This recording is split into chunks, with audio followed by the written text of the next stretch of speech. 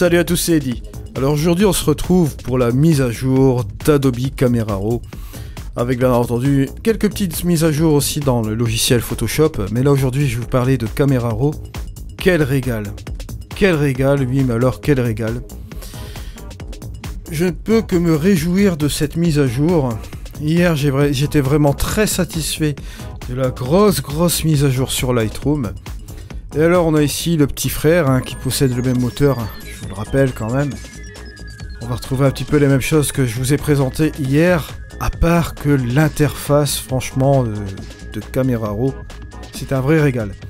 Ici déjà vous avez la possibilité d'enlever forcément ce petit film qui est ici et de le mettre en vertical, regardez. Ça c'est génial. De pouvoir interchanger avec les choses là, vous voyez. Vous pouvez venir ici sur votre photo là.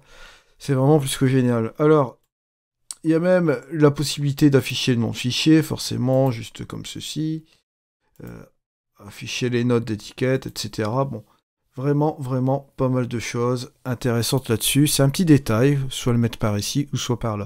Ensuite, notre fameuse barre des outils qui a été mise ici, je trouve vraiment ça logique de l'avoir là et non pas ici. Ça nous fait quand même un grand gain de temps, car nous avons tous les outils, vous voyez juste là, avec grille, etc., pipette, la main, toutes ces choses-là, et tous ces réglages qui sont juste ici, avec la fonction auto qui est là. Je vous rappelle, fonction auto, qui vous permet un petit peu de développer votre photo automatiquement avec Adobe Sensei. Là, je vais rétablir les paramètres, on va le faire à la main. Et là, vous aurez remarqué que ça ressemble un petit peu plus à Lightroom, vous voyez, juste un petit peu comme ceci, c'est beaucoup plus logique au niveau des menus. Comme vous pouvez le constater ici. Ça, je trouve ça vraiment super. Par exemple, ici, on va corriger l'optique, boum. Juste un petit peu comme ceci. Et on va faire un petit peu notre petit réglage de base. On va les sélectionner. Bon, on va prendre un preset en nuageuse peut-être. Voilà, un truc assez sympa. Ici, c'était une photo que justement je devais traiter la dernière fois, avec ce nuage qui est assez faramineux.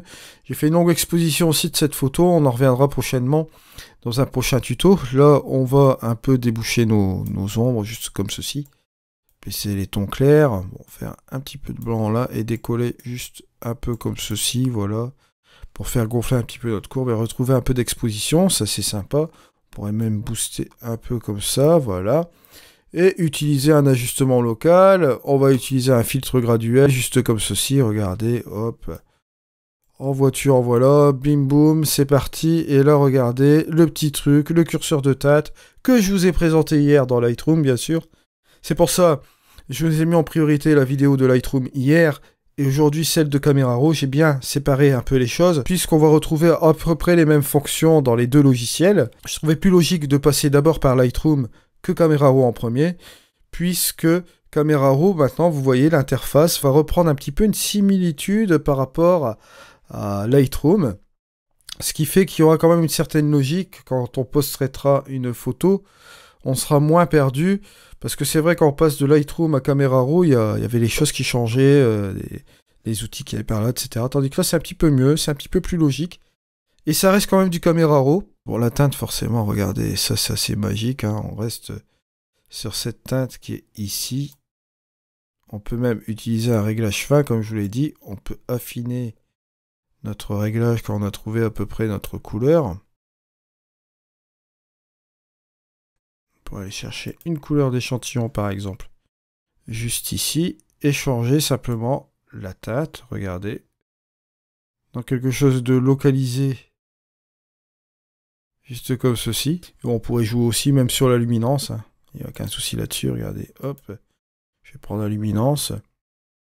On va prendre ce nuage-là, par exemple. On va afficher cela.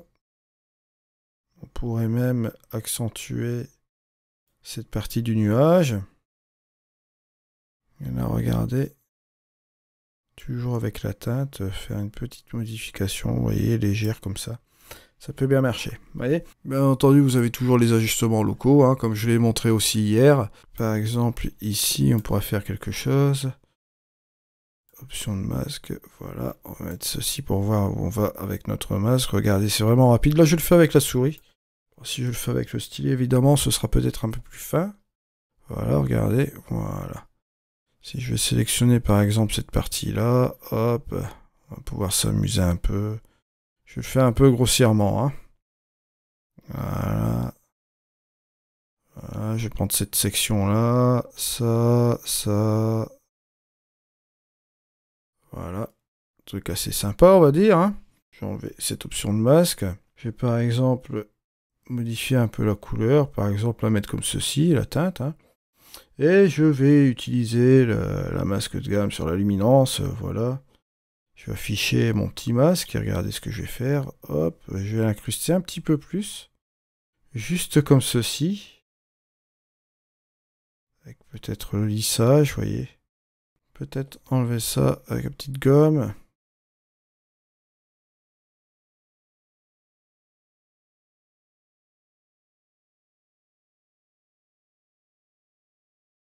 Voilà.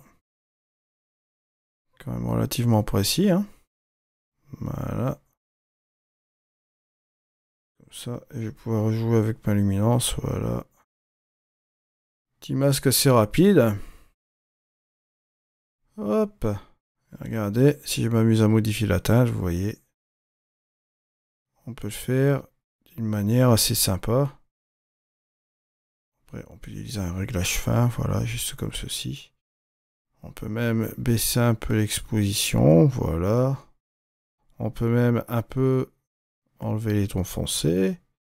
Juste comme ceci. Peut-être rajouter un peu de clarté là. Voilà, ça peut être cool. Vous l'aurez compris, on peut faire vraiment pas mal de choses, même en ajustement locaux.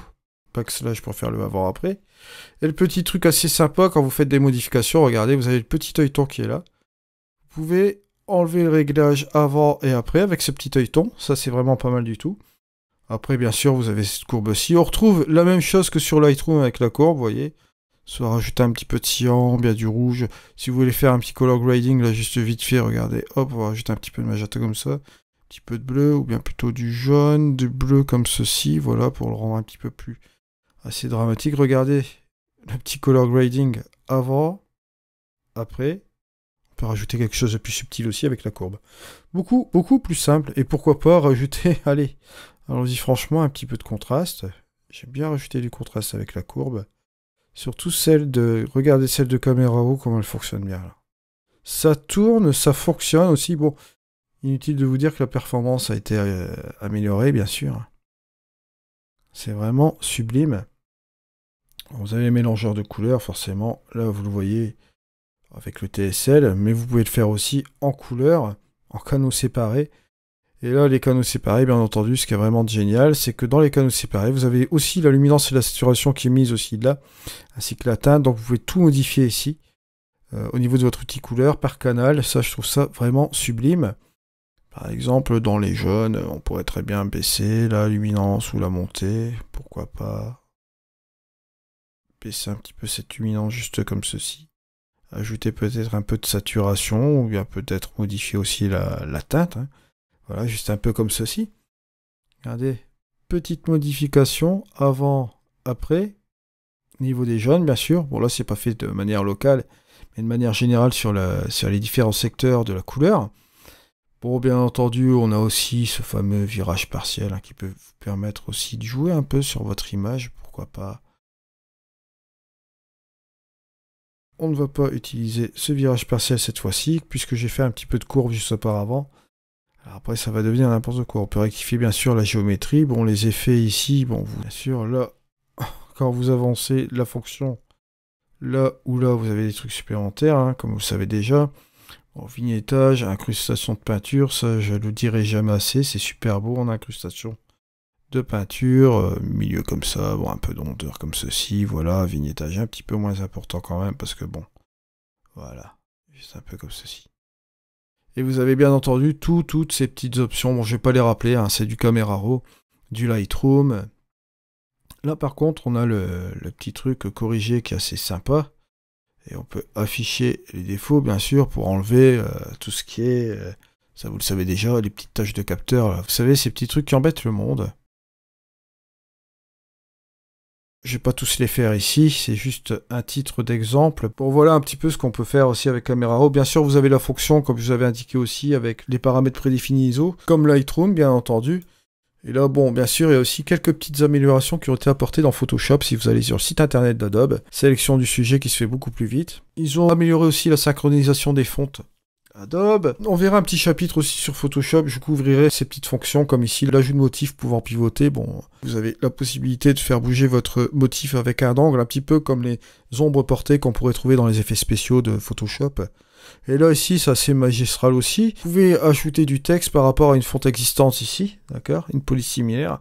Ça, ce qui n'est vraiment pas mal du tout. Je vous conseille bien entendu d'aller voir les mises à jour aussi de Lightroom. Bon là, bien entendu, ce que je peux faire, c'est un peu enlever de saturation sur cette image. Voilà, je trouve un peu ça trop excessif au niveau des couleurs, donc voilà. Vous pouvez toujours rectifier, hein, comme à l'habitude, la saturation, juste là. Et on se retrouve pour un prochain tuto. Je vous remercie de m'avoir suivi. C'était Eddy, allez, au revoir.